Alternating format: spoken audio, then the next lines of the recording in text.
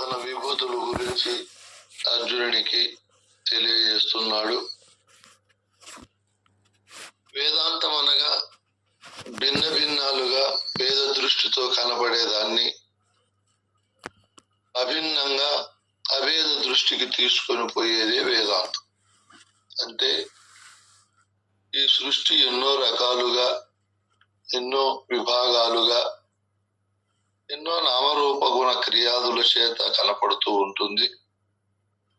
ఇంత భిన్నత్వము నుంచి, భేదభావము నుంచి మనం అభిన్నమైనటువంటి ఏకస్వరూపంగా భావించి ఆ స్థితిని పొందాలి అంటే సద్గురువును చేరినప్పుడు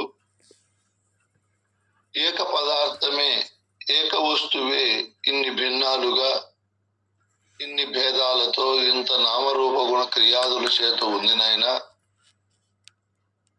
ఇవన్నీ భిన్న భిన్నాలుగా కనపడే ఇది ఏకస్వరూపము, అఖండ పరమాత్మ స్వరూపము నుంచినే వచ్చింది అని చెప్పి ఏకాత్మ భావనను కలిగిస్తాడు గురువు. ఆ భావన కలిగించేకి కృష్ణుడు ఈ విభూతులన్నీ కూడా నావే నాయనా, నేనే ఇన్ని విభూతులను కలిగి ఉన్నానని ఈ అధ్యాయంలో చెప్తూ రాబో అధ్యాయంలో అనేకం ఏకం భవతి, ఏకం అనేకం భవతి అనే దాన్ని దర్శింపజేస్తాడు, కంటికి కనిపింపజేస్తాడు. ఆ విధమైనటువంటి ఘనమైన స్థితిని కలిగిస్తాడు శిష్యునికి గురువుగా.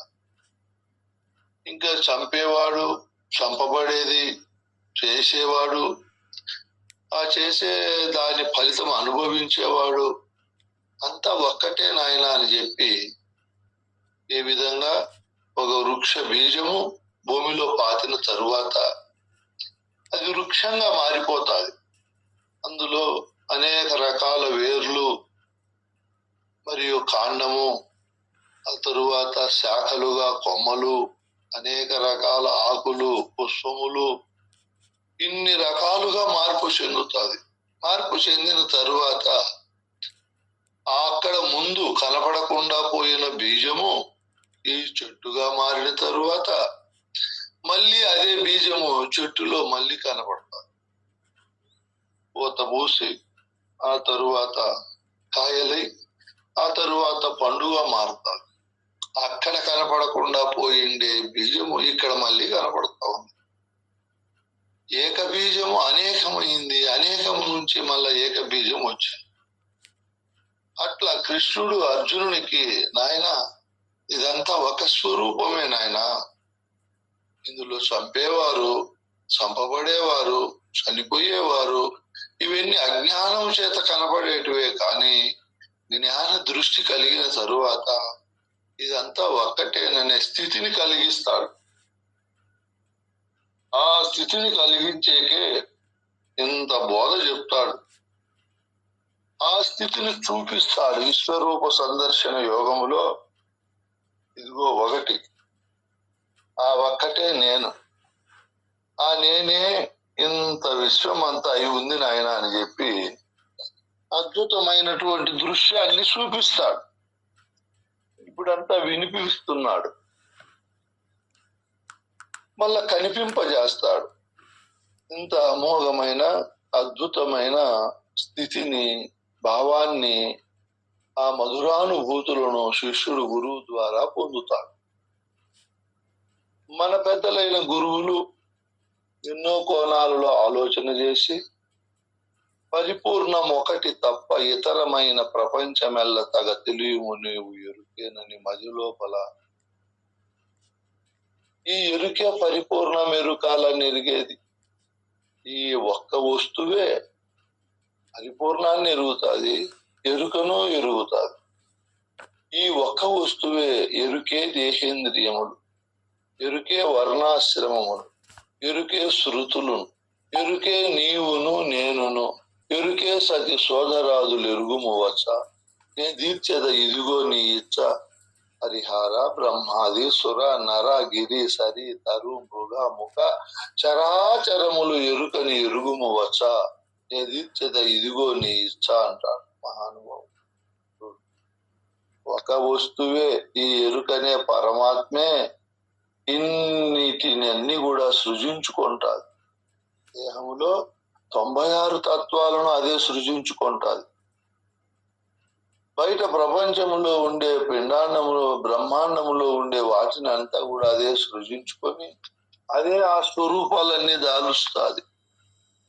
హరి, హర, బ్రహ్మ, సుర, నర, గిరి, సరి, తరు, మృగ, ముఖ చరాచరములు, కదిలేది కదలనివి, మృగములు, ముఖములు, పక్షులు అన్నీ ఆ ఎరుక స్వరూపమేనని కృష్ణ ప్రభువులు ఇంకా అద్భుతంగా బోధ చెప్తాడు. కృష్ణ మహానుభావుడు ఎరుకంటే నేనంటే అన్ని ఉత్తమైనవే చెప్పాడు ఆ మహానుభావుడు. పాములలో నేను ఆదిశేషుని అంటాడు. మిగతా పూడు పాములు, పచ్చారు పాములు, పెంజిరి పాములు, జిర్రిపోతులు, కట్ల పాములు ఎన్నో ఉన్నాయి. అవన్నీ ఎవరు చూడండి. ఆయుధాలలో వజ్రాయుధం నేనంటాడు. మిగతా బ్రహ్మాస్త్రము, పాశుపతాస్త్రము, ఆగ్నేయాస్త్రము, నాగాస్త్రము ఇటువంటివి ఎన్నో ఉన్నాయి. అవన్నీ ఎవరు? ఆయన పక్షుల్లో గరుత్మంతుడు నేనంటాడు. పిసుగువులు, మళ్ళా పావురములు, కాకులు, డేగలు మిగతా ఎన్నెన్నో ఉన్నాయి పక్షులు. అవన్నీ ఎవరు? జంతువుల్లో నేను సింహం అంటాడు. మిగతాటివన్నీ ఎవరు? సందేహం వస్తుంది. ఇక్కడ కృష్ణ ప్రభువులు ఏం చెప్తాడు? సందేహాన్ని పోగొడతాడు. అన్ని నీవేనంటాడు. చూడు, హోల్సేల్ గా అంతా నీవే అంటాడు. నేను వేదాలలో సామవేదం అంటాడు. ఋగ్వేదము, యజుర్వేదము, అథర్వణ వేదం ఎవరు? ఇంకా ఋతువులలో ఏ ఋతువునైనా వసంత ఋతువు. మిగతా ఋతువులు ఎవరు? సందేహం వస్తుంది.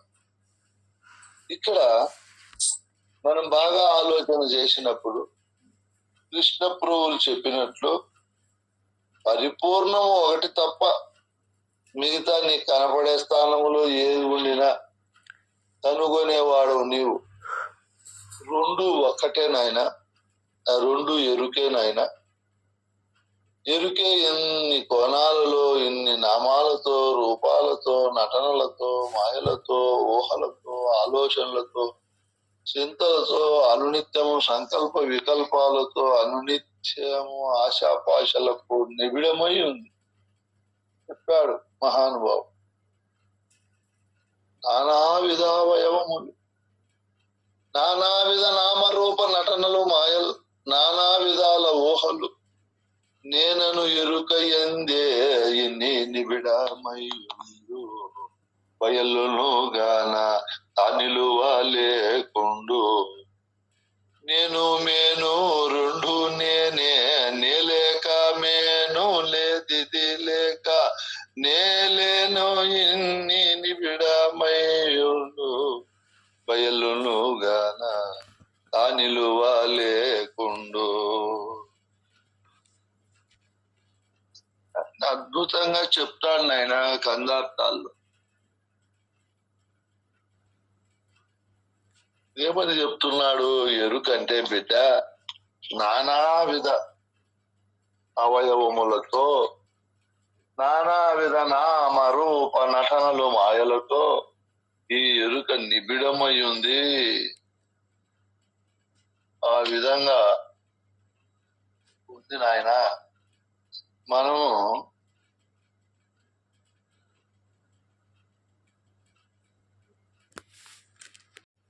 ఎన్నో వేల రకాలు ఉంటాయి.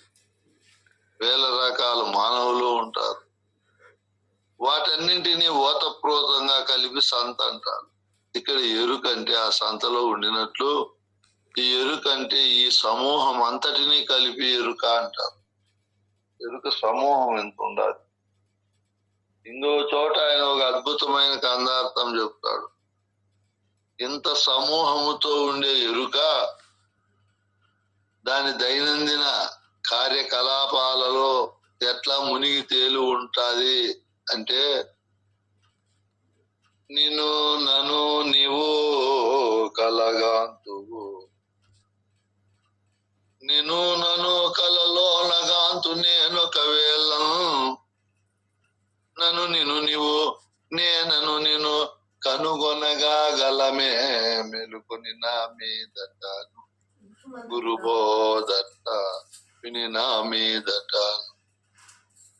మునుపు కలిగిన ఎరుక మొదటికే నిలువాదు, నిన్ను నన్ను నీవు నేనను నిన్ను కనుగొనగా గలమే మెలుకొని నా మీదటాను గురుబోధట్ల విని నా మీదటాను.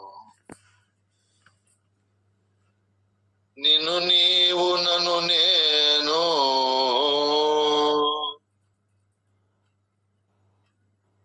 నిన్ను నన్ను నీవు చెప్తున్నాడు గురువు గారు. ఇంత సమూహంతో సంత వల్లే ఉండే ఎరుక ఏం పని చేస్తుంది? నిన్ను నన్ను నీవు కలగాంతువు, నువ్వేం పని చేస్తావంటే బిడ్డ ఎప్పుడు ఇదే పనే నీకు. నీవు నిన్ను నీకు భిన్నముగా నన్నుగా ఉండే, నీకు భిన్నంగా ఉండేది, నీకు సర్వలక్షణ విలక్షణమైనటువంటిది నేను. నిన్ను దృష్టిలో పెట్టుకొని చూసినప్పుడు నేననేది నీకు విలక్షణంగా ఉంది. నిన్నును నీకు విలక్షణమైన దేహము ప్రపంచమును నన్ను అంటాడు ఆయన. నీవు నిన్ను నన్ను అంటే చెప్పే గురువునని కాదు ఇక్కడ. నేననే పదార్థము కాకుండా ఉండే శరీరము ప్రపంచం తననైనా తాను విచారిస్తాడో, తనకు భిన్నంగా ఉండే శరీర ప్రపంచాలనైనా విచారిస్తాడు. ఇదే ఆయన చేసే పని, ఇదే కళ అంటూనే ఉంటా. నేను అదే పని చేస్తా. నన్ను నేను కలలో నాగాంతు నేను ఒకవేళ, నేను కూడా చేసేది అదే పని. నన్ను నాకు భిన్నంగా ఉండి నిన్ను ఎప్పుడు కళ్ళలో కాంచుతూ ఉంటా, చింతిస్తూ ఉంటా, ఆలోచిస్తూ ఉంటా, ఊహిస్తూ ఉంటా. ఎన్ని జన్మలు ఎత్తినా ఈ ఎరుకకి ఇదే పని. ఇప్పుడు గురుమేల్క లేక వచ్చినాం మనం. గురుమేల్క లేక వచ్చిన తరువాత చెప్తున్నాడు, నిన్ను నన్ను నీవు బిడ్డ గురువు ఎరిగిన తరువాత నిన్ను నీకు భిన్నంగా ఉండే నన్ను అనే శరీర ప్రపంచాలను నేను కలగాంచుతావా? ఇవి లేనివని నిర్ధారణ అయిపోయినది. ఉన్న వస్తువు ఏదో సర్వవ్యాపకమై ములుగురుతో సొంత లేకుండా భట్ట బయలై ఉంది. దాన్ని దర్శించావు, వీటిని విచారించావు. నిన్నుగా కనపడే ఎరుక, నన్నుగా కనపడే శరీర ప్రపంచములో ఇవి ఇంకొకసారి కలగాంచుతావా? నువ్వు సత్యమని గాని నిజమని గాని వీటిని అనుకుంటావా? అనుకోవు. నేను అట్లా అనుకోను. నీవు నేనను నిన్ను కనుగొనగా గలమే వెలుకొని నా మీదటను. గురుమేల్క కలిగింది. గురుమేల్క కలిగిన తరువాత ఇప్పుడు మనము వీటిని చింతిస్తామా, వీటిని అనుకుంటామా, వీటిని ఊహిస్తామా? ఇంకా ఊహించము, పని అయిపోయింది కదా నాయన. ఏం పని? ఇంకా ఇవి లేనివని నిర్ధారణ అయిపోయింది. నిర్ధారణ అయిపోయిన తరువాత దీని జోలికి ఇంకా పోము అని చెప్తూ ఆయన ఒక అద్భుతమైన మాట చెప్తాడు. ఏం మాట చెప్తాడు? అద్భుతమైన మాట. ఆయన మునుపు కలిగిన ఎరుక మొదటికే నిలువాలి. అజ్ఞానముతో గురుబోధ ఎరగనప్పుడు ఉండే ఎరుక ఇప్పుడు ఉందా? లేదు, మొదటికే నిలువది ఇది. ఓహో ఇంకా ఇది లేదు అని తెలిసిపోయింది మనకు. తెలిసిపోయిన తరువాత ఇంకా మళ్ళీ ఈ కళ ఉండదు మనకు. అలా ఎగిరిపోయింది నాయన. ఎట్లా ఎగిరిపోయింది? విచారించాం, విచారణలో పోయింది. నిన్ను నీవు, నన్ను నేను,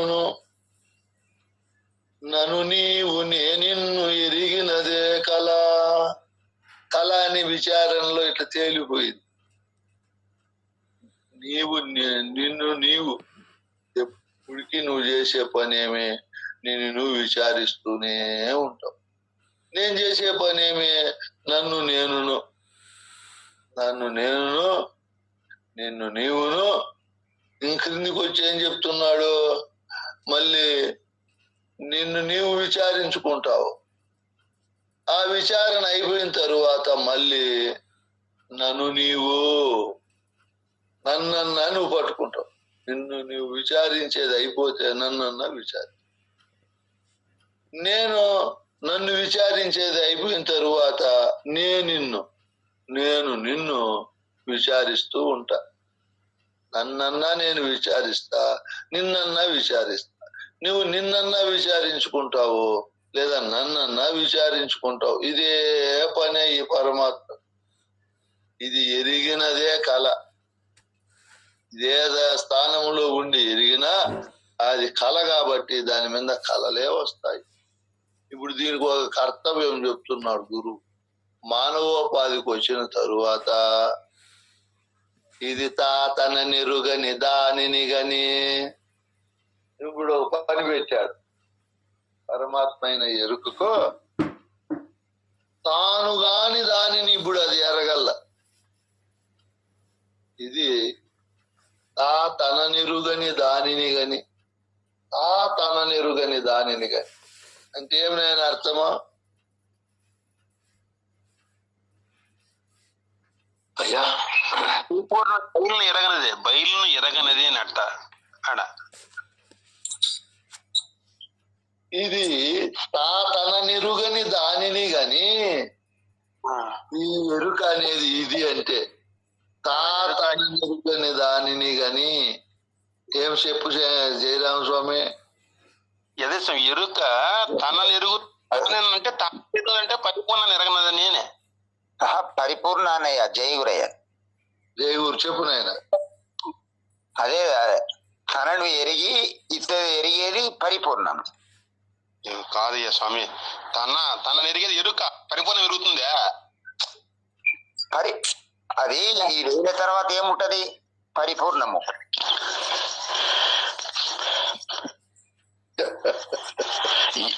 ఎరుకను పరిపూర్ణాన్ని ఎరుకే ఎరుగుతుందయ్యా. పరిపూర్ణం ఎట్లా ఎరుగుతుందయ్యా? పరిపూర్ణం ఉన్నది లేనిది ఎవరికి తెలుసు? ఎరికే, అన్నిటినీ ఎరిగేది ఎరికే, మానుకునేది ఎరికే. తాను లేని స్థితి పరిపూర్ణము. నేను అదే అంటున్నా స్వామి. ఎరుకని ఎరుగుతుంది, పరిపూర్ణాన్ని ఎరిగేది లేకుండా పోతుంది. ఇప్పుడు ఇక్కడ ఏం చెప్తున్నాడు ఆయన? ఇప్పుడు ఎరుకకు పని పెడుతున్నాడు.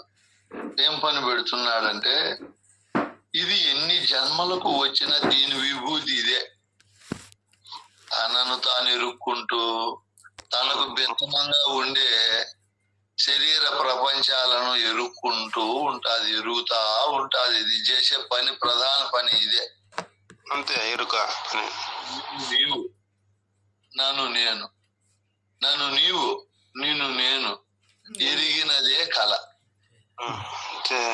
నేననే కళ ఈ విధంగా ఎరుగుతా ఉంటాది. గురువు శిష్యునికి చెప్తాడు, ఒరే బిడ్డ, నీవు ఎప్పుడు ఎరుగుతూ ఉంటావు, నేను ఎప్పుడు ఎరుగుతూ ఉంటాను. నన్ను నేను ఎరిగిన తరువాత నువ్వేం పని చేస్తావు? మళ్ళా నన్ను ఎరుగుతా ఉంటావు. నీ కథ అయిన తరువాత నా కథను విచారిస్తూ ఉంటావు. నేను నా కథ అయిన తరువాత నీ కథను విచారిస్తూ ఉంటావు. ఇది చేసే పని ఎప్పుడు ఈ పనే, ఎరుక పని. ఇప్పుడు ఈ వెనుకకు ఒక ప్రత్యేకమైన పని పెడుతున్నాడు ఈయన. ఏమని పెడుతున్నాడు? ఇది తన నెరుగని దానిని గని. ఆ పరిపూర్ణము ఎరుకను ఎరుగు కాబట్టి దాన్ని కనిగింది స్వామి. ఏ పరిపూర్ణము ఎరుకను ఎరగలేదు కదా. డోలకు కొట్టేది, తబలా కొట్టేది, ఏది నేర్చుకోవాలన్నా గురువు దగ్గర అంతకాలం శిక్షణ పెట్టారు. వాడు అద్భుతంగా నేర్చుకున్నాడు. అడవిలోకి పోయి ఊతే నాగువాములు వచ్చేస్తాయంట వాని దగ్గరికి. అంత స్వరము పట్టేది నేర్చుకున్నాడు. అది గాలి పట్టాల, చాలా కళ. అది కూడా అద్భుతమైన కళ. వానికి ఒక కొడుకు చదువుకున్నాడు, బాగా పెరిగి పెద్దవాడైనాడు. అదే కులంలో పుట్టినాడు కాబట్టి నేను ఓతా స్వామి నాదస్వరం అన్నాడు. ఆయన శిక్షణ ఉండాలా అన్నాడు. శిక్షణ లేకపోతే పోనీలే ఏముంది కానీ నువ్వు వాంచేటప్పుడు నువ్వు ఊదేటప్పుడు నేను కొన్ని రాగాలు నేర్చుకున్నాలే ఊతానన్నాడు. ఊదినైనా నీ ఇష్టమో, ఎట్టన్నా ఊదుకో, నాగవాములు రావాలా అన్నాడు. వాళ్ళ ఆయన కూర్చొని ఊదేతాను. ప్రొద్దున్నే స్టార్ట్ చేసి సాయంత్రం వరకు ఊదినాడంట. నాగువాములు కాదు, పచ్చారు బాములు, పూడు బాములు, తొండి పీకులు ఏవి రాలేదట. ఈ 7 నాదస్వరము గురువు దగ్గర వాడు శిక్షణ పొందినాడు. ఎట్లా పోదల్లా, రాగం ఎప్పుడు పెంచల్లా, తగ్గిస్తా, ఆరోహణ అవరోహణ క్రమాలన్నీ వానికి వచ్చు. ఈడు ఆ శిక్షణ పొందలేదు కదా. తెలివి ఉంది, మేళం ఉంది, నోరు ఉంది, అన్ని ఉన్నాయి. శిక్షణ కావద్దు పాపం. మళ్ళా వాళ్ళ తండ్రి దగ్గరే శిక్షణ తీసుకున్నాడు. ఇప్పుడు ఊతే వస్తానంట నాగువాములు దాని నుంచి ఒకటి. నాదస్వరం ఊదినప్పుడు దాని లయబద్ధమైనటువంటి రాగం ఒక నాగభావమే పడిగెత్తి ఆడగలుగుతాది. వేరే పాములు ఆడలేవు. లయబద్ధంగా ఊదిన వాళ్ళ ఆయన ఊదిన నాగువాము తప్ప. పెంజిరి బాములు, జరిపోతులు, పూలు బాములు, ఇంకా ఏమేమో ఉంటాయి పాములు, రక్త పెంజిరి, ఏమి పడగెత్తలేదు ఆడేకి. ఇప్పుడు పడగెత్తి ఆడాలంటే ఈ నాగుబాము ఒక్కటే ఎత్తగలుగుతా. ఆ స్వరం ఆ విధంగా లయము పద్ధతులు ఉండినప్పుడు ఎత్తగలుగుతారు. ఇప్పుడు మనము మిగతా జాతి గుణాలన్నీ వదిలేసి బాగా శ్రవణం చేయాలి. అప్పుడు మనలో ఉండే ఈ నేననే పాము పడగెత్తగలుగుతాది. అది ఊరికైనా పడగెత్తలేదు. అంత లయబద్ధమైనటువంటి స్వరం వస్తేనే ఎత్తుతాది. ఈ పరిపూర్ణ బోధ లయబద్ధమైన పరిపూర్ణం బోధ. ఇది సామాన్యమైంది కాదు. ఈ లయబద్ధంగా చెప్పే పరిపూర్ణ బోధ దగ్గర పెంజిరి బాములు, ఆనకొండలు, పూడు బాములు, పచ్చారు బాములు, గుంట పిసుకులు, కట్ల పాములు ఎన్నో రకాలు ఉన్నాయి. అవి ఎత్తలేవు పడగ పాము. ఊది ఈడు సావాల్సిందే. ఏ జాతి పాము అయితే ఎత్తుతుంది నైనా పరిపూర్ణ బోధ అనే స్వరాన్ని బాగా శ్రవణం చేయాలి. చేసింది మనన చేయాలి. అప్పుడు పడగెత్తగలుగుతారు. లేకపోతే ఎత్తుతారు పడగేమో, ఎట్లంటే అట్లా ఎత్తుతారు. వీడు వాంచే వాయిద్యానికి అనుకూలంగా ఎత్తల్ల జయరామ స్వామి ఎట్లంటే అట్లా ఎత్తితే కుదరదు. వీడు స్వరం తీసుకొని వాంచుతాడు, ఇట్లా కట్టి అంటాడు, అట్లా అంటాడు. మీరు చూసినారో లేదో, ఆ పాము కూడా అట్లా అంటాది, మెడ ఇట్లా అంటాది. ఈడు ఎట్లా ఆడిస్తే అట్లా ఆడుతుంది. అది ఇట్లా ఎట్లంటే అట్లా ఆడితే కుదరదు. ఇద్దరికి సామ్యత ఉండదు, సారూప్యత ఉండదు, ఇద్దరికి సరళత ఉండదు. ఇద్దరికి సరళత కావాలి అంటే శిష్యుడు అమోఘంగా పడగెత్తల్ల. దేవమ్మ ఊరికేనే పడగెత్తితే కుదరదు. స్వరబద్ధంగా లయబద్ధంగా ఉండదు. అందుకు మీరు బాగా శ్రవణం చేయాలి. మీకు మీరే ఆలోచన చేసుకోండి, నేను చెప్పేది కాదు. మేము ఎంత పడగెత్తగలుగుతున్నాము, ఎంత శ్రద్ధగా వినగలుగుతున్నాము. మళ్ళా మీరంతా మేటైన వాళ్ళే. అద్భుతమైన శ్రవణం చేసి ఈ బోధను బాగా పసిగట్టాలి. ఈ ఇందులో ఉండే లయబద్ధమైన స్వరాలన్నీ తెలుసుకోవాలి అని ఎంతో ఉత్సుహతో, ఎంతో ఆత్రతతో, ఎంతో శ్రద్ధతో వింటున్నారు ఈ బోధ. మీరే పడగెత్తలేరంటే ఇంకా మామూలు వాళ్ళు పడగెత్తుతారా? ఎత్తనే లేదు. మీరు ఇంకా 100% జాగ్రత్త పడాలి. అమ్మా స్వామి, నేను ఎక్కడ ఉండానంటే మీరు అక్కడే చెప్పాలి. మరి అట్లా తయారు కాండి, నాకు ఆనందం అవుతుంది. అబ్బా, వచ్చినారు పులులు, సింహాలు, నా నోటి మాట వెంబడి వచ్చినారని గురువు ఎంతో ఆనందపడతాడు. గురువు కూడా చెప్పాడు, ఆయన అందరి నోట మాట వెంబడి మీరు పరిగెత్తారు. ఎవరి వెంటబడి పోతాం, మనం పరిగెత్తుతాం, అట్లే మనసులో పెట్టుకుంటాము, అట్లే మనం వాటిని స్మరించుకుంటాము. నన్ను అట్లన్నారు ఇట్లన్నారు. వాళ్ళ నోటి మాట వెంబడిపోతే ఏం సుఖమయ్యా? చెప్పాడు గురువు, నా నోటి మాట వెంబడి తానెప్పుడు సంచరించే తగని చిత్తం వేనదిగని బోధ నిదానము నీకిస్తే దీన్ని దాచుకో సుమ్మి నిత్యము నీవో చూసుకోనమ్మి. ఏ నరుడైనా నిన్ని బోధ నడిగితే వాని మనసరాయాగా వానికి చూపేవో దాచుకో సుమ్మి నిత్యము నీవు చూసుకోనమ్మి. ఏం మాట చెప్తున్నాడు చూడు. శిష్యుడు గురువు నోటి మాట వెంబడి పరిగెత్తాల. ఇద్దరికీ కష్టమే, అంత సులభం కాదు. మిమ్మల్ని తీసేసే మాట కాదు, ఇద్దరికీ కష్టమే. గురువు నోటి మాటలు ఎట్లయినా పయనిస్తాయి, ఎట్లయినా కలుపుకుంటాడు. మా గురువు చెప్తా ఉన్నాడు, బ్రహ్మానంద రెడ్డి చెప్పే కందార్థాలు భావార్థము ఏ వైపున నమిలినా తీగుంటాయ్యా. మీరు చెప్తారు, ఆడొకటి చెప్తారు, ఏడొకటి చెప్తారు, ఎట్లంటే అట్లా పరిగెత్తారు. దానికి క్రమం ఉండాలి కదా. ఒకవేళ పరిగెత్తినా ఋషి పుట్టించాల, మళ్ళా సమన్వయం చేయాల. ఆ సమన్వయం చేసే దాంట్లో నేర్పరితనం ఆయనకు ఉండాలి అని మీరు అట్లా గురువు ద్వారా అనిపించుకోవాలి. సమన్వయం చేయాలి. ఎట్లా పరిగెత్తినా మళ్ళా దాన్ని దీన్ని ఒకటిగా సమన్వయం చేయాలి, రుచి పుట్టించాలి. ఏ కోణంలో అయినా అబ్బా ఎక్కడ తిన్నా చక్కెర బొమ్మ తీపుగా ఉన్నట్టు అట్లా రుచి కలిగించాలి. మాకు వినాయక చవితి రోజు బెల్లప్పేది నూగులు పిండితో వినాయకుని బొమ్మ తయారు చేసి పూజ చేసి మళ్ళీ దాన్ని ఎరగొట్టి అందరికి పంచుతారు. యాది తిన్నా ఒకే రుచి ఉంటుంది. తలకాయ తిను, కాలు తిను, చేయి తిను, అట్లా రుచి ఉండాల, రుచి పుట్టించాల. ఇప్పుడు గురువు ఏమంటున్నాడు, బిడ్డ శిష్య నీకెందుకు చెప్పా నీ బోధంటే, నీవు నా నోటి మాట వెంబడి తానెప్పుడు సంచరించే, నేను ఏది చెప్పితే అక్కడే నీ మనసు ఉండాల. గురువు చెప్పేది ఇన్ని కోణాల్లో ఉంటాది. కథలు లేకపోతాడు, మళ్ళా ఉపకథలు లేకపోతాడు, మళ్ళా ప్రధానమైనటువంటి బోధ లేకొస్తాడు.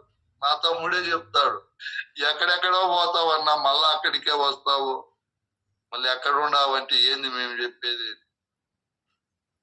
ఈ ఇప్పుడు రామాయణం భారతం మీరు చదవండి, కవి ఏం చేస్తాడు, కథలు చెప్తాడు. మధ్యలో కథల్లో కూడా మళ్ళా ఉపకథలు చెప్తాడు, రెండో కథలు కూడా చెప్తాడు. రెండో కథలు చెప్తూ మళ్ళా బోధకు సమన్వయం చేస్తాడు. ఆయన నోటి మాట ఎలా వెళ్తా ఉందో అలా శిష్యుడు వెంబడిపోవాల. ఊరికేనైనా వేదాంతము తమాషానా నాయన? మేము ఉన్నాము 20 ఏళ్ల నుంచి 40 ఏళ్ల నుంచి 70 ఏళ్ల నుంచి ఉన్నామంటే ఏం సుఖమో. గురువు నోటి మాట వెంబడి నడిచేది రావాలి, అప్పుడు పడతారు బోధను. ఆ హుషారు ఉండాల, చురుకుదనం ఉండాల. గురువు మందలించినాడని ఏముందిలే నన్ను తీసేసినాడని అనుకోకూడదు. గురువు ఎంత మందలించినా చెప్పాడు ముందే. గురువు శిష్యులకు బోధ అంతా అయిపోయింది, శిష్యుడు గురువు అడిగిన ప్రశ్నలకు అద్భుతంగా సమాధానం చెప్పాడు. గురువు చాలా సంతోషపడ్డాడు.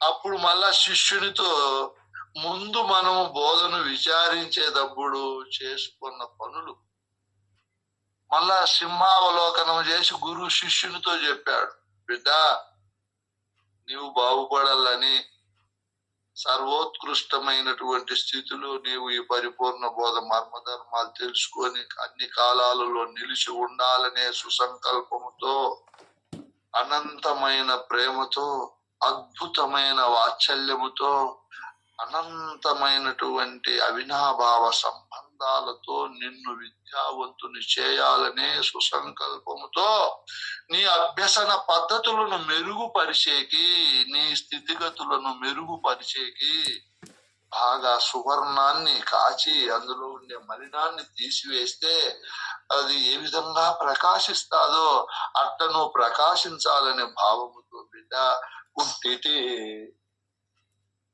తిట్టితి శ్రమలను పెట్టితి నీ మనవి చెవున పెట్టక పెడచెవు పెట్టితి ముట్టితి వెడలను కొట్టితి. ఎన్ని పనులు చేశాను ఆయన? ఇప్పుడు 8 పనుల్లో కూడా వాడు బయటికి పోయిల్లా. ఎందుకు చేశాడు ఆ 8 పనులు? నీ మనసు తెలియ కోపము లేక, సరే తెలిసా నీ ఓపిక పోక. గురువు శిష్యుని పరీక్ష పెట్టాడంట చూడు. ఆయన మనసు తెలుసుకొని ఆయన కోపము లేకుండా చేసేకి ఈ ఓపిక అనేది ఎంత చేసినా ఓర్పు పోకుండా ఉండేకి చేశాడు. ఏం మాటలో ఈ మాటలు. ఫస్ట్ కొట్టినాడంట నిష్కారణం. అయినా వీడు పోయిందా, కొట్టుకోపో, అలా ముంచిన నీవే, నీటా ముంచిన నీవే, ఏమన్నా చేయను ఆయన అని అట్టే నిలబడ్డాడు. మళ్ళా తిట్టినాడు. రెండో పని. ఒకటో పని కొట్టినాడు, రెండో పని తిట్టినాడు. ఎట్లంటే అట్లా, అంజా కొడక బుద్ధుందే లేదా, ఏంద్ర నువ్వు చేసేది, ఎంత చెప్పినా ముండ కొడక పనికిరావు, అట్లా ఇట్లా అని గురువు తిట్టినాడు.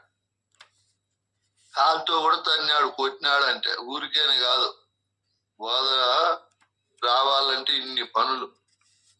ఇప్పుడు మనం ఏమన్నా గురువు ఒకేటి కొడితే కొట్టి చేస్తాడు, గురువు కట్టచ్చునా, ఎంత ప్రేమ ఉండాలని ఆ గురువు కొట్టిండేదే మంత్రం చేసుకుంటాం మనం. మళ్ళీ ఒకవేళ గురువు తిట్టినాడు అనుకో, గురువు చెప్పిన మంత్రాలే మర్చిపోయి నన్ను ఇట్లా లంజ కొడుకు అన్నాడు గురువు, నువ్వు పనికిరాని అన్నాడు, నీ పోతుకి ఎంత అన్నాడు అని అదే మనసులో పెట్టుకుంటాం. అదే మంత్రం అయిపోయా.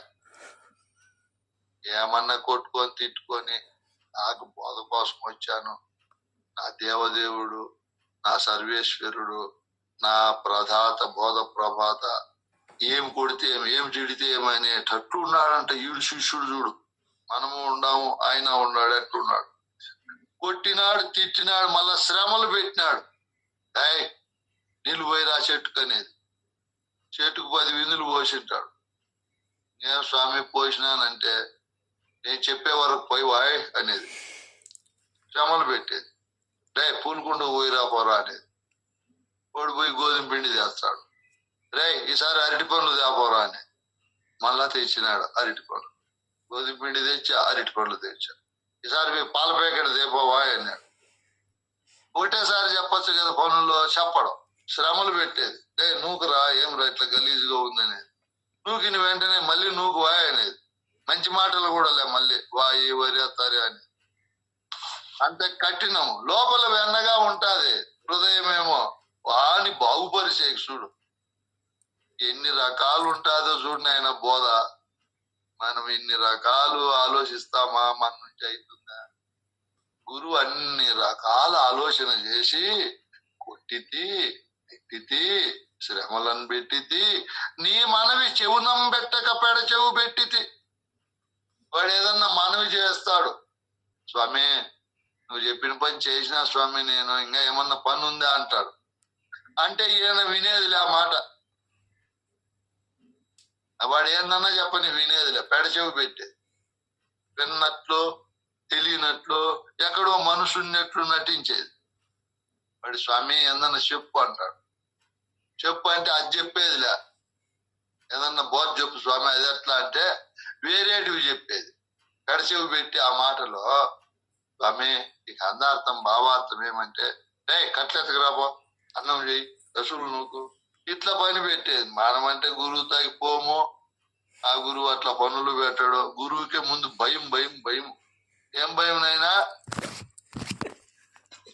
ఏమట్లా స్వామి అని అన్నది. ఈ స్వామి నీకు తెలీదు, అధికారం ఇస్తే నోరు మూసుకొని ఆడ పడింటారు, మళ్ళీ వేరే గురువుల దగ్గరికి పోరు, ఇచ్చే ఆ గురువు నాకు ఫోన్ చేసిన, ఏమో గురువు అమ్మ అనుకో, 12 మందికి అధికారం ఇస్తానం మేము, ఎట్ల నాయన వాళ్ళకు మంగళహారతులు, దీక్షానామాలు, పరంపర శ్లోకాలు అట్లా రాసేది. కాదు తల్లి, వాళ్ళు మొన్ననే కదా నీకు శిష్యులు అయ్యిండేది, ఏమీ రాదే, అది కాక వాళ్ళల్లో 2-3 మాకు అధికారమే వద్దంటానారే ఎట్లా. ఆ స్వామికి నేను ఇదే అడిగాను ప్రశ్న, నీకు తెలియదు రాస్తావా రాయవా అన్నాడు. ఎట్లా అట్లా మా పూజలు ఇచ్చేయాలి వాళ్ళకు అని.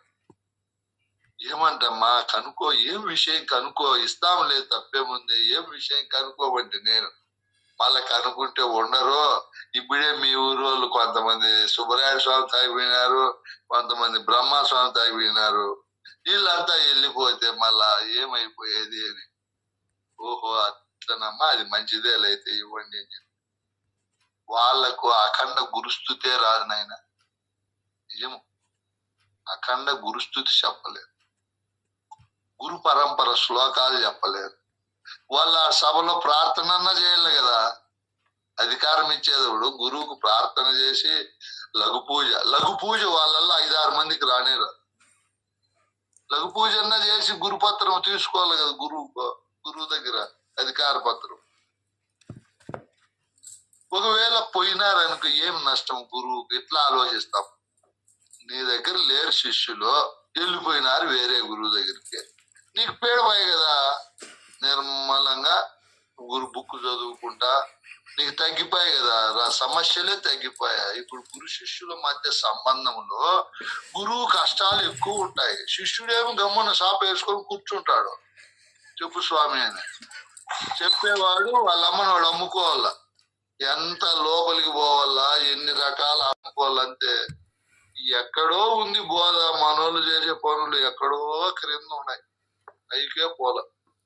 ఎక్కడ ఉండాలి ఏం కదా, ఓయమ్మా.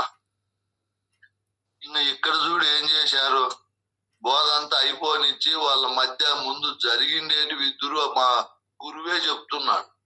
బోధంతా పూర్తయి శిష్యుడు బోధ పూర్ణ ఫలాలు అనుభవించిన తరువాత చెప్తున్నాడు. నీ మనవి చెవునం పెట్టక, నువ్వేం చెప్పినా నేను వినక పెడచెవు పెట్టితి మొట్టితి అంటే ఏమి మొటికే లేచినాడు. నువ్వేం వాయ్ నాకు చెప్పేది, నోరు మూసుకొని ఉండనే ఉండవే, నీ పని ఏదో నువ్వు చూసుకో, నాకు తెలీదా అనేది మొట్టేది. వాడు ఏదన్నా చెప్పినా కూడా వెడలను కొట్టితే, నువ్వు మా ఇంటికి రావద్దంటే వస్తావు, నా దగ్గరికి రావద్దంటే వస్తావు, నా పాదాలు పట్టుకోవద్దంటే పట్టుకుంటావు, నీ బోధ చెప్తే వినొద్దంటే వింటావు కదరా, నువ్వు పోతావు పో ఇక్కడి నుంచే, ఎవర్రా నేను రమ్మనేది అని ఇన్ని పనులు చేసినాడంట పాపం. ఒకటో పని కొట్టినాడు, తిట్టినాడు, రెండో పని, మూడో పని శ్రమలు పెట్టినాడు, నాలుగో పని నీ మనవి చెవినం పెట్టక పెడచెవు పెట్టినాడు, మళ్ళా 5వ పని కొట్టినాడు, 6వ పని వెడల కొట్టినాడు. ఇన్ని పనులు చేసినాడంట పాప మనిషి. ఎందుకు చేశాడు ఇన్ని పనులు? వాని మనసు తెలుసుకునేకి. వాడు నిజంగా వచ్చినోడైతే ఉంటాడు, నిజంగా రానోడైతే వెళ్ళిపోతాడు, నాకు పని తప్పిపోతాది అని గురువు ఇన్ని పనులు చేశాడు. మధ్యలో పోయితే ఇంకా గురువుకు ఇంత పని చేసి సమయం వేస్ట్ కదా. లాస్ట్ వరకు ఉంటే దాని పడిండే కష్టము తెలుస్తుంది.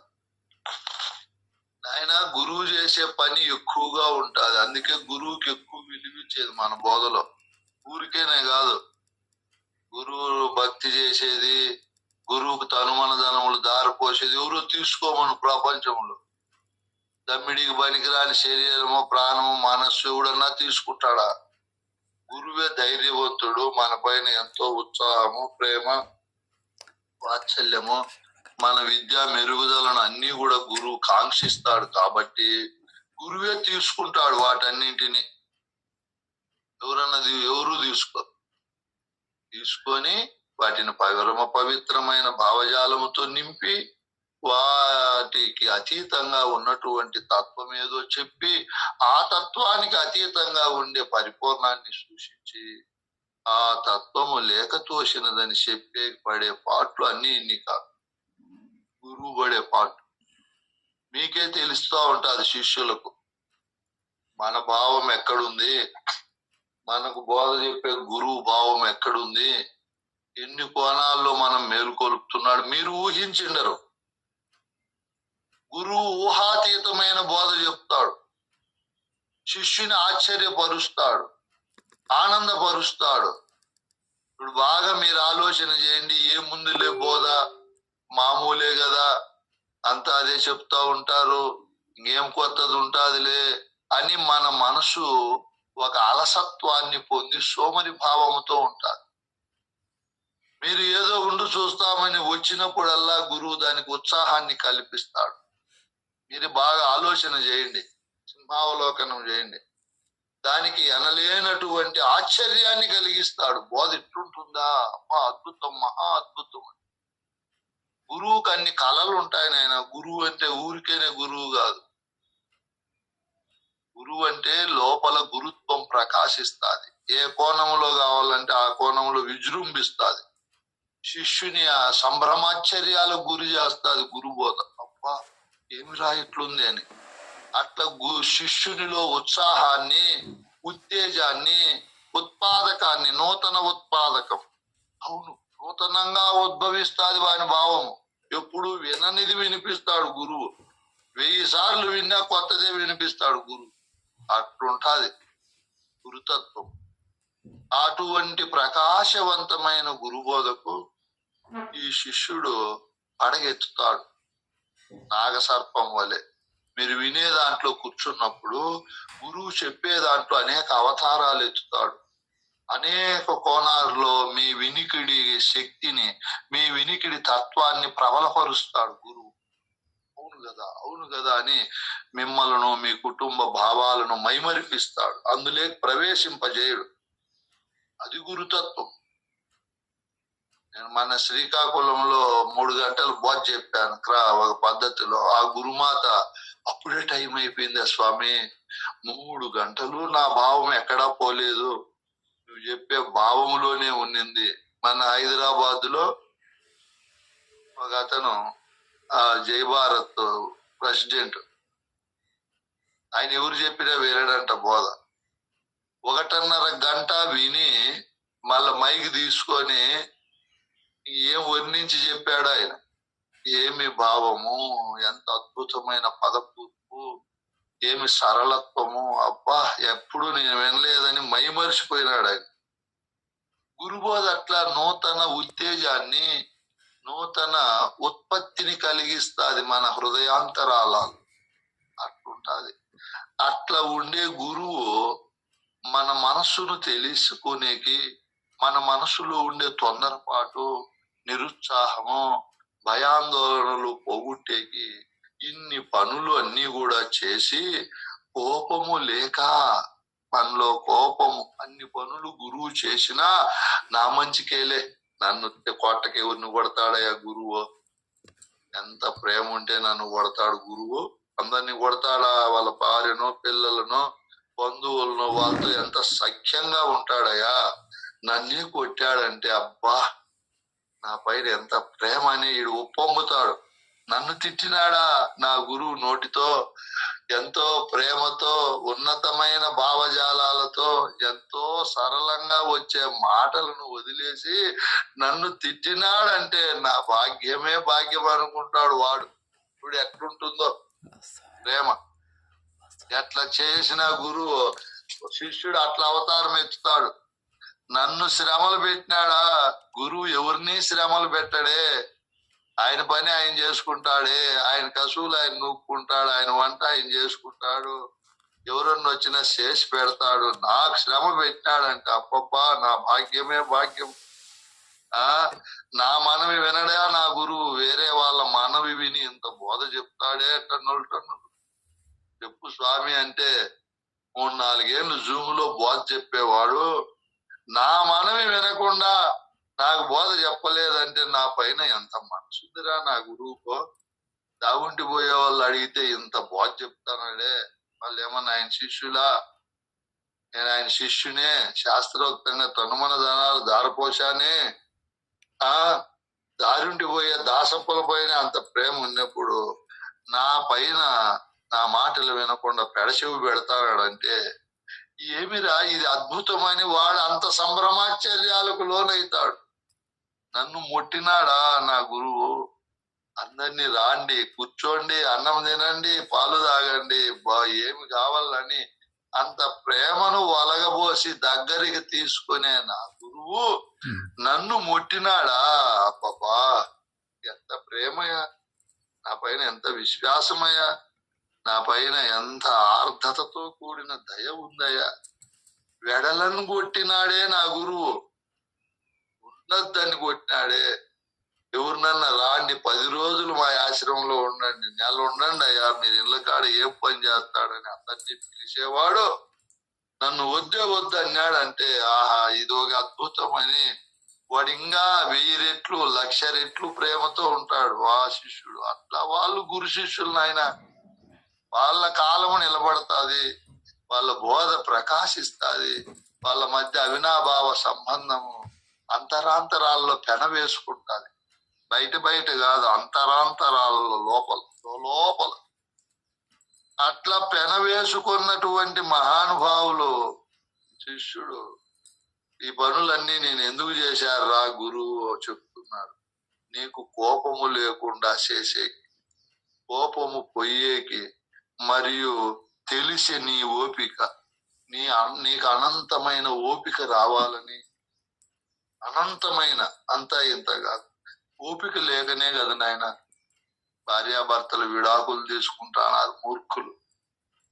1 గంట ఓపిక పడితే పోయేదానికి 10 నిమిషాలు ఓపిక పడితే పోయేదానికి నిమిషము ఓపిక పట్టలేకుండా ఉన్నారు. అహంకారము, అభిమానం, చెప్పలేనంత డంబాచారాలతో ఈ ఓపిక అనే భూమిక లేకపోవడం వల్ల కొట్లాటలు, విడాకులు, కోర్టులు, పోలీస్ స్టేషన్లు ఉన్నాయి. కొంచెము ఓపిక ఉంటే పోలీస్ స్టేషన్లతో ఏం పని, కోర్టుతో ఏం పని, తగదారులతో ఏం పని. ఓపిక ఓపిక ఓపిక, మనకు చాలా ఓపిక ఉండాల. ఈ భూమికి ఉంటేనే, అందుకే చూడండి మీరు బాగా ఆలోచన చేయండి. గురువు శిష్యునికి ఈ ఓపికను తెప్పించేకి పైన అన్ని పనులు చేశాడు. కొట్టినాడయ్యా, అనరాని మాటలు అన్నాడయ్యా, శ్రమలు పెట్టినాడయ్యా, మొట్టినాడయ్యా, వెడలను కొట్టినాడయ్యా, ఇన్ని పనులు చేశాడమ్మా. ఏమిటికి చేశాడు నాయన? విజయవంతులు అవుతారు, గురు బోధలో కూడా విజయవంతులు అవుతారు. ఈ ఓపిక అనే దాన్ని శిష్యునికి కలిగించేకి, అనంత ఓపికను కలిగించేకి ఇన్ని పనులు చేశాడు గురువు. చూడండి, ఒక్క ఓర్పు కలిగించేకి గురువు పడిండే పాటలు ఎన్ని చూడు. బీపీ పెంచుకున్నాడు గురువు, బీపీ పెరగదు. మరియు గురువు తన స్థితిని కోల్పోయినాడు, తన నిర్మలాంతఃకరణ అనహంకార స్థితిని పోగొట్టుకొని కొట్టేది, తిట్టేది, శ్రమలు పెట్టేది, వారి మనవ చెవుడు పెట్టక పెడచెవు పెట్టి మొట్టి ఎన్ని పడరాని పడులు వెడలు కొట్టి ఎన్ని పనులు చేసినాడు చూడండి. వానికి ఓపికొచ్చేకి ఈ గురువు ఇన్ని అవతారాలు, దమ్మిడికి పనికిరాని అవతారాలన్నీ ఎత్తి పట్టు మిచ్చదా ఇంకా నట్టేమి నీదాయ పుట్టి ఇచ్చితి బోధ గట్టి వాడవురోరి. వాడు గట్టివాడా? గురువే గట్టివాడిగా తయారుగో అని జారిపోతాడు వాడు. అదిగో పూజ రానాయన అంటే ఇదిగో పని అని జారిపోతాడు. అదిగో కందార్థం అంటే ఇదిగో రేపు చెప్తాలే స్వామి అంటాడు. అదిగో అంటే అదిగో అనడు వాడు అప్పటికప్పుడు. అదిగో అంటే అదిగో అనల్ల, అదిగో అంటే ఇదిగో అనేది. ఇదిగో రేపు చెప్తాలే, రేపు చూసి చెప్తాలే స్వామి, కూర్చో నాయనా పోతాను వస్తావా అంటే ఇంట్లో అడిగి చెప్తాలే స్వామి అని. అదిగో అంటే ఇదిగో ఇటు జారిపోతాను నాయనా. ఈ జారిపోకుండా ఉండేకి ఈ గురువు ఇప్పుడు వాణిలో ఓపికంటే గురువులో ఏముంటది నాయనా? శిష్యులలో ఉంటే గురువులో ఏముంటది? ప్రేమ ఉంటుంది స్వామి. ప్రేమ దయా కరుణ ఉంటది. పిన్ చెప్పాలా, పిన్ టు పిన్ ఏడేముందో మీరు అదే చెప్పాలా. అప్పుడు కృష్ణ ప్రభువులు ఆనందపడతాడు. అబ్బా నా శిష్యుడు నరసింహాచారి, జయరామయ్య, కళావతమ్మ, లతమ్మ, శ్రీదేవమ్మ వచ్చినారా నా బావుడు చెప్పలేనంత ఆనందపడతాడు. మీరు ఒకటి చెప్పినారనుకో ఆయన కొంచెం బాధపడతాడు. ఎక్కువేం బాధపడ్డానుకో పర్వాలేదు అనుకుంటాడు. పిల్లోళ్ళు ఎట్లా పలికినా పలుకులు తల్లిదండ్రులు తాత అను అంటే వాడు అనలేకపోయినా ఈసారి అన్నైనా ఈసారి బిడ్డ నా బంగారు కొండ అని ఎట్లా అనిపిస్తారో వాడు అనలేని మాటలు అనిపించే వరకు వీళ్ళు శ్రమ పడతారు. అట్లే గురువు కూడా అనే వరకు శ్రమ పడతారు. నేను ఊరికే ఎందుకు ఇంత సమయం మీకు బోధ చెప్తానా, ఎట్లో అట్లా అనిపించాలా, ఎట్లో అట్లా నా మాట వెంబడి నడిచేటిగా చేసుకోవాలి, వీళ్ళను ఎట్టి పరిస్థితుల్లో వదలకూడదు అని చేస్తున్నాం. అట్లా గురువు కృష్ణ ప్రభువులో మనకు ఓర్పు వచ్చేకి ఇంత పని చేశాడు గురువు. ఇంత పని చేసి మనకు ఓర్పు వచ్చింది అనుకో గురువుకేమొస్తుంది మన పైన చెప్పాడు ఇక్కడ. పట్టు మిచ్చదా ఇంకా నట్టే మీ దయా బుట్టి ఇచ్చి పోదా. దయ పుడుతుంది గురువు. మనకు ఓర్పు వస్తే ఆయనకు దయ వస్తుంది. ఇది పాయింట్ టు పాయింట్. అప్పుడు కృష్ణ ప్రభువులు శిష్యునికి ఓర్పు పుడితే గురువుకి ఏమొస్తుంది అంటే వారి పైన అనంతమైన దయ వస్తుంది. అది చెప్పాల. అట్లే చెప్పినారనుకో ఆయన ఎంతో సంతోషపడతాడు. ఆహా ఏమిరా నా భాగ్యము, ఎక్కడో పనులు చేసుకొని సాలీసాలని సంసారంలో అనేక శరీర కుటుంబ సమస్యలతో కుట్టుముట్టాడే నా బిడ్డలు నా మాట వెంబడి వస్తున్నారంటే అద్భుతం, మహా అద్భుతం. సామాన్యంగా రాలేరు. ముందు నేను మీకు ఉపమానం చెప్పలా? ఏం ఉపమానం చెప్పాను? కొంచెం భగవద్గీత భగవంతుని దగ్గరే ఉంది, మన దగ్గరికి తీసుకురాకుండా నేను గురువు భర్త స్వరూపంలో ఉంటాడు, అత్తామామ స్వరూపాల్లో ఉంటాడు. గురువు ఆడబిడ్డలు, అన్నదమ్ములు మరియు బంధుమిత్రాదుల రూపంలో గురువు ఉంటాడు. ఇప్పుడు ఈ ఓర్పును మనం ఎప్పుడైతే అనంతంగా కలిగి ఉంటామో అప్పుడు వాళ్ళందరి దయ మన పైన ఉంటుంది. భర్త దయ ఉంటుంది. భర్త దగ్గర అనంతమైన ఓర్పు ఉండాలి. అత్తామామల దగ్గర అట్లే ఉండాలి. ఒకవేళ గురువు దగ్గర ఉండకపోయినా గురువుకు అనుకుంటాడు, మనల్ని ప్రేమిస్తాడు, క్షమిస్తాడు. వాళ్ళు క్షమించరు, ప్రేమించరు ఓర్పు లేకపోతే కుట్ర పెట్టుకుంటారు మన పైన. కాబట్టి నేను చెప్పే సారాంశంలో చివరిగా ఏమంటే అనంతమైన ఓర్పును కలిగి ఉండండి. మీరంటే మీరులో నేను కూడా మనం అందరము అనంతమైన ఓర్పు కలిగి ఉంటే అద్భుతమైన ఏది మన పైన ప్రసరింపబడుతుంది నైనా? సంపత్తిలో శమము, దమము, తితీక్ష. తితీక్ష అంటే తెలుగులో ఓర్పు అని అర్థం. తితీక్ష అంటే ఏమని అర్థమా? ఓర్పు. ఇనుము ఎంతో ఓర్చుకుంటే దెబ్బలకు, సమ్మెడ దెబ్బలకు ఆయుధం అవుతుంది. మన్ను ఎంతో ఓర్పుతో ఉంటేనే పాత్రలు తయారవుతాయి. మనము కూడా ఓర్పుగా ఉంటే మన ఆకృతిని గురువు మారుస్తాడు. ఇవన్నీ ఎందుకు చెప్తున్నాను నేనంటే కృష్ణుడు అర్జునునికి తన విభూతులు చెప్పాడు.